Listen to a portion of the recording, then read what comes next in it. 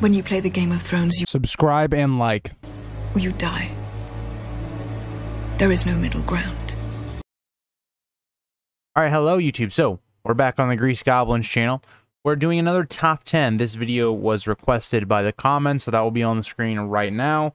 We're doing the top 10 military commanders, and this is going to be just based on the books, not on the show. So any characters that were in any other battles, you know, later on in the show that hasn't happened in the books or never happened in general will not be on this list. Before I get into this list, I thought I would do a couple honorable mentions. Starting out with Victarion. I could see why a lot of people would say he's a good, you know, commander. He holds Moat Cailin. He also carries out the burning of the ships in Lannisport. But the reason I decided not put him on this list is really he's not a great strategist. He's a good warrior and a good leader, but he's not really a good strategist in my opinion compared to a lot of the other characters that are on this list. As well as Jon is not on this list. That might surprise some people, but in reality, Jon's only actually been in one real battle where he was in command, and he wasn't in command until like in the middle of the battle, which was for the Wall. And his strategy was good. It was a kind of a simplistic strategy that had already been, you know, thought out. He wasn't like the person inventing it. He just took control and showed great leadership, but compared to other characters on this list, I don't think that really compares, because every other character that is on this list has been part of a war to some degree or another, and Jon just hasn't at this point. Also, I wanted to mention Oberyn Martell. The only thing with Oberyn Martell is he's ever actually like led the Dornish army into a real like war or anything, because the Dornish are never part of any of the wars in the current story. I also wanted to say this is going to be a ranking of the current story. So characters like need to be like functioning in the story now for me to count them. So like we're not going to count like Daemon Targaryen during, you know, A Dance with the Dragons, basically back, you know, during that point, or anybody like that. So yeah, I just wanted to say that as well, get that out of the way, and let's get into it. So number 10, this might be a little bit of a surprise. I'm actually going to put Roose Bolton on here. Now, yes, he has lost some battles, which he was kind of supposed to lose. So basically, you might remember when they captured Jaime at the, you know, the end of Game of Thrones, Roose does actually lose a battle against Tywin, but he was supposed to lose the battle.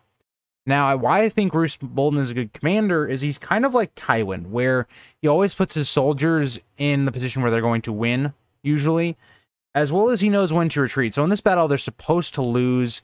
Roose pulls out his men pretty well and gets himself out of there, and to the best of his abilities.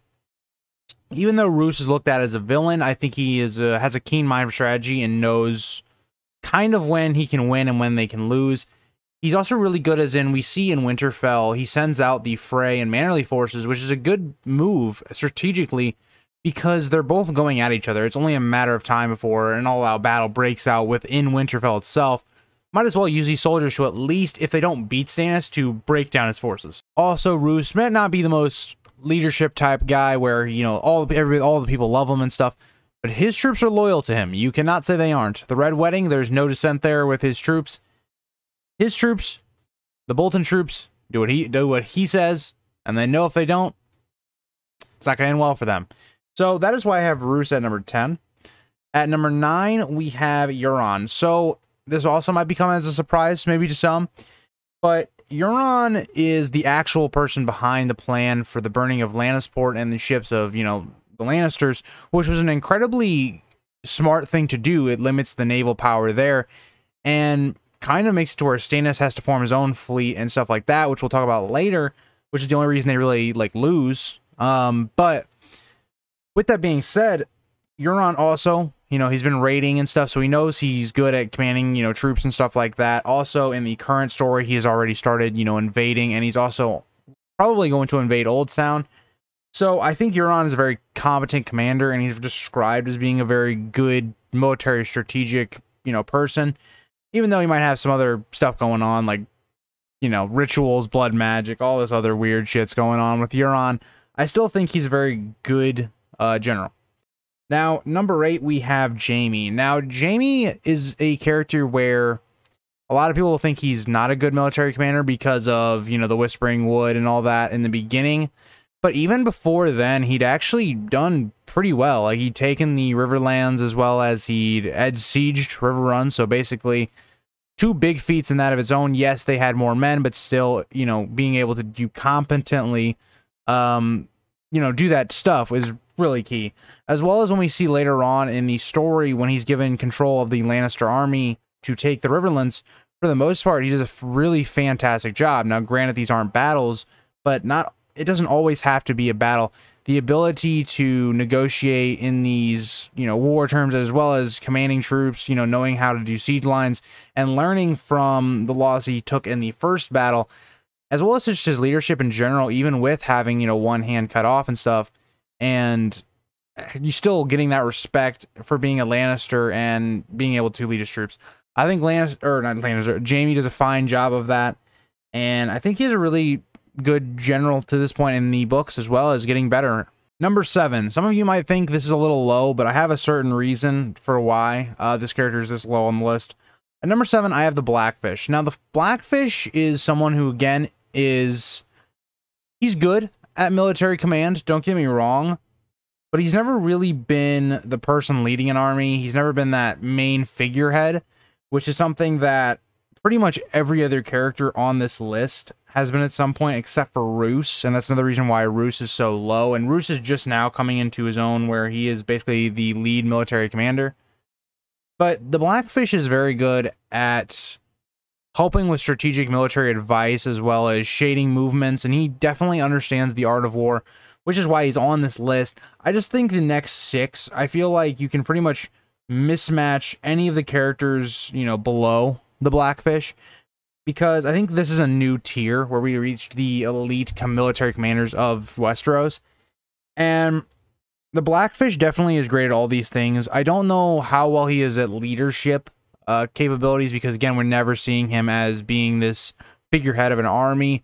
We've never seen him in control of the entire army, as that is Robb basically in the main story. He is definitely helped, though, by the Blackfish, and could never have done anything he does in the stories without the Blackfish. But again, that's where I kind of come to on the Blackfish.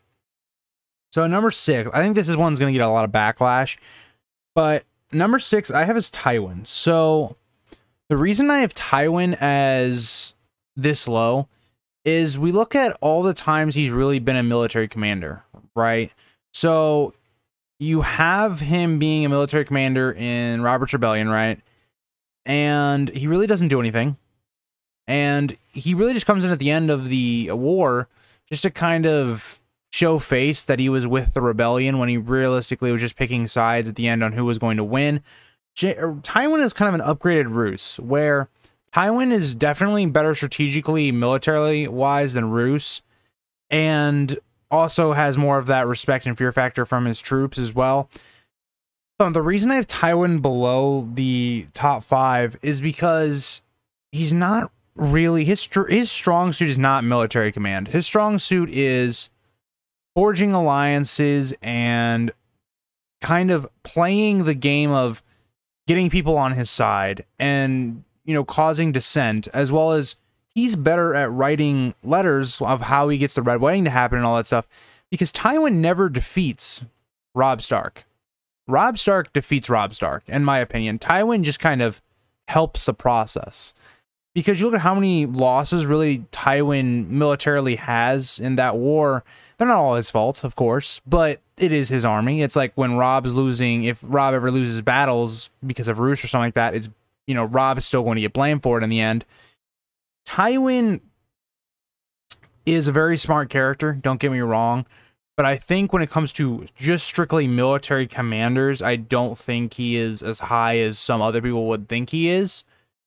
Like, if we were going off of, okay, who would be a good leader, a good king, a good politician, I think Tywin would be probably number 1, or at least close. But when it comes to military commanders, I don't think he is at the top. So, number 5. Number 5, I have Robert Baratheon. Now, Robert Baratheon dies pretty early in the Song of Ice and Fire books, but I still wanted to consider putting him on this list because, again, he is in the books. So we can look at his lifetime and showing where he really was a good commander. Now, Robert Baratheon, don't get me wrong, he was a good commander. The reason he's lower than a few of the other characters is because Robert Baratheon was more of a warrior than he was a commander. But at the same time, Robert Baratheon knew how to get his men, to rally his men. His men loved him. He had great leadership capabilities. And war is really where Robert thrived. And he could get his men to march at grueling paces to get them in positions to surprise the enemy or just storm a castle. So basically, you know, like in the Greyjoys at Pike and stuff like that.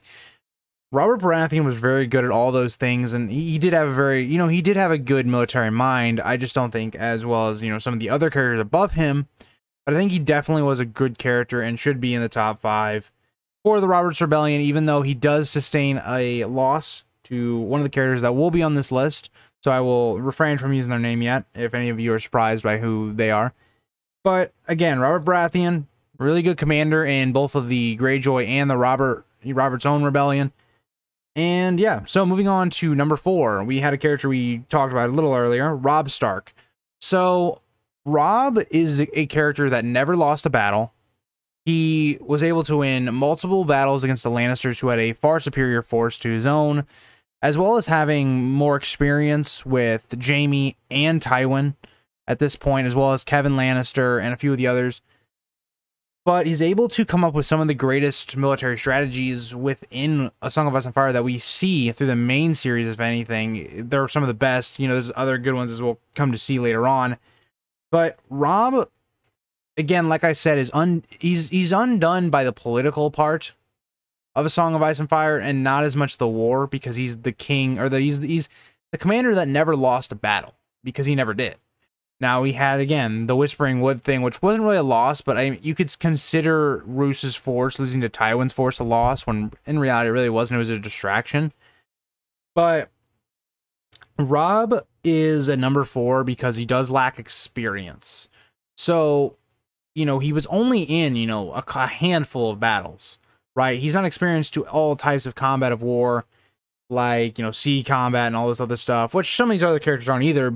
But again, inexperience is... Oh, camera focus. Okay. The only reason I think he is lower than the 3 above him is because of inexperience. And we just don't know how good of commander he would have continued to have been, you know, going on. But Robb definitely, I think, deserves to be in the top 5 as well at the number 4 position. So number 3, we will have Robb's dad, Ned. Ned, to my knowledge, never lost a battle, except for the political battle in King's Landing, but never lost a battle in Robert's Rebellion. Was one of the finest commanders, most people would say, in, you know, in the story. He's always referred to as being a very great commander. Ned is a very military-minded person, and we see this when he's telling Catelyn basically that he wants to prepare the North for war, telling, you know, we need to build up a fleet at White Harbor. We need to prepare Moat Cailin, give them more archers so that that is more well protected. And Ned realistically thrives in military. I think it is his best strength, and the reason he didn't want to play the Game of Thrones was because he knew he doesn't win there. And some people might call that controversial, me putting Ned this high, but I think it's where he deserves to be. I don't think Robert Baratheon would have won the Robert's Rebellion without Ned, but let me know what you guys think on that. I think Ned deserves to be in the top 3. Number 2, I have Randyll Tarly. I have Randyll Tarly at number 2 because, A, he's always talked about as being one of the finest commanders in all of Westeros. Most characters suggest it, and really the big one is what he does in Robert's Rebellion. No other person was able to defeat Robert Baratheon besides Randyll Tarly. And Randyll Tarly, even in the main, you know, storyline, right, with the Tyrell forces and all them, he's proved himself to be the real commander of the Tyrell forces. It's not really Mace. It's definitely Randyll in this situation. This, again, people might argue this one too, but I think Randyll deserves to be this high. He's very disciplined as well with his troops. Kind of like a Tywin figure in his demeanor. As well as like a Roose type character.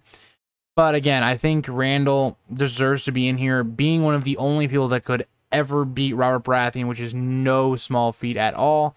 I don't know why my camera keeps trying to focus on me, but yeah. So getting to number 1, I think you guys all know who number 1 is. Number 1 is Stannis, my favorite character, so I guess this could be a little biased. I really don't think so.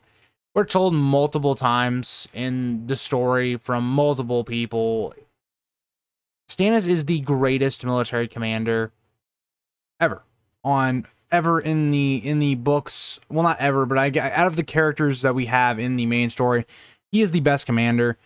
The only loss he's ever really sustained was Blackwater, but that's really an unforeseen circumstance. There's no way he's gonna know that the Tyrells and Tywin are gonna just book it to King's Landing. When our last sightings of Tywin, he was tied up in the Riverlands and at Harrenhal.